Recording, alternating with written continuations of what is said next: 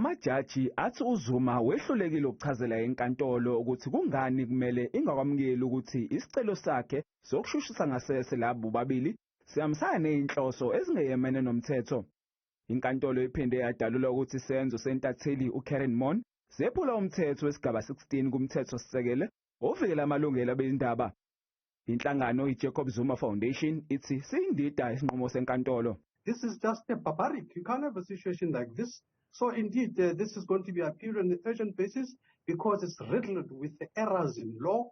News 24 basamukele isinqumo senkantolo. 3 judges of the High Court agreed that this was a frivolous attempt to try and subvert the rule of law. And I think that should be the focus. Kusenjalo ungoti wezomthetho uMpumelelo Zikalala uthi lesinqumo solekelela kusombulula namanye amacala afana naleli.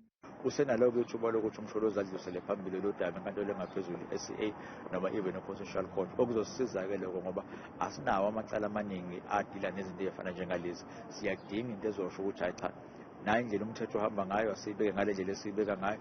Inkantolo isimvimbile uZuma ukuthathela uDowner noMon ezinye izinyathelo zokuzama ukubashushisa ngasese yize esekuvezile ukuthi lolu daba lisekude ukuphela.